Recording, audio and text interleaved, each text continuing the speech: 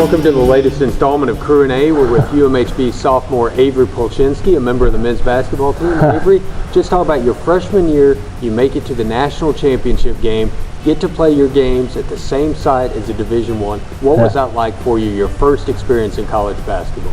To be honest, I felt like a celebrity. I felt like really famous. We were getting police escorts, staying in really nice hotels, eating a lot of fancy stuff, and meeting a lot of people. I remember we saw like Bill Walton, and I can't remember one of the interviewers who wears funky suits. I don't know, but it was a lot of fun. It was definitely a dream come true, something you always dream of as a kid. Shooting in the driveway, you always imagine yourself fulfilled around people, and it was just basically like a dream come true.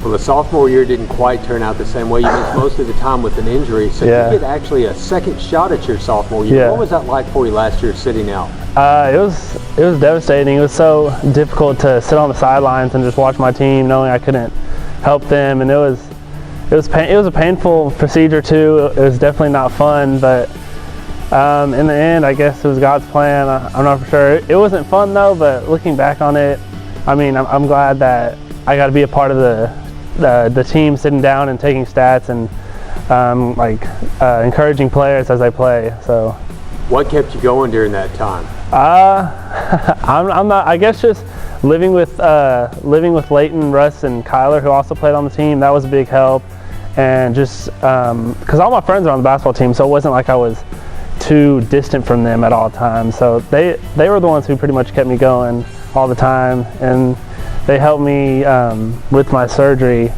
like recovering me. They did stuff to me and gave me medicine and stuff, so they helped a lot.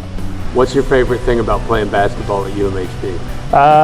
Just everybody, just the team, the coaches, the fans. I just love everything. I obviously have one of the best facilities, and I would say in the nation, so that's a big plus, and just the teamwork that we have, like the bond that we have, because we always hang out outside of basketball. It's not like we're just here in practice and we never see each other again.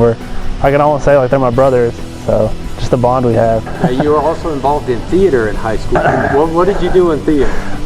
Yeah, I was involved in theater, and I had one of the lead roles as an Elvis Impersonator. I was basically like a guy who loved Elvis so much. He was an impersonator and lost his family too, because he got so caught up in being an Elvis actor.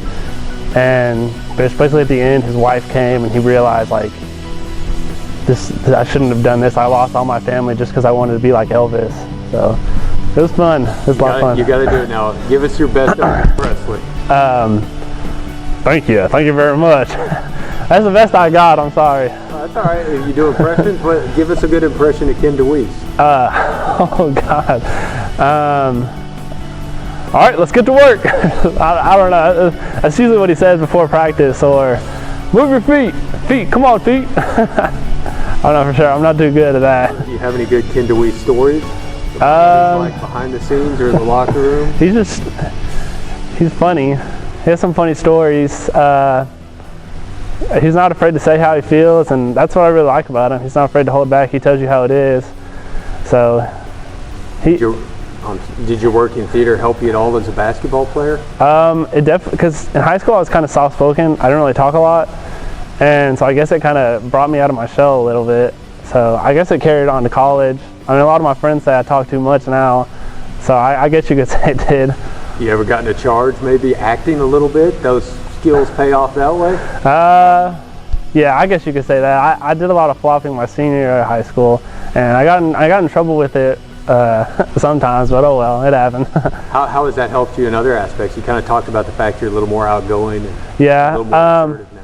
Yeah, I don't know. I guess theater itself really, because I would never think about writing stories or writing poems, and I really think theater got me involved in kind of like the fine arts stuff of things, and like FAE credits. I mean, I kind of like them, going to them. I don't go to a lot of them, but I enjoy it, just sitting there and listening to stuff like that. Is that something you'd like to continue, even after your basketball career? Yeah, my dream is to be an actor on Broadway, even if I'm just like a tree, not even saying anything and not even doing anything. I just want to be on stage and have millions of people looking even though they're not even looking at me and I'm the main character, I like to think they're looking at me.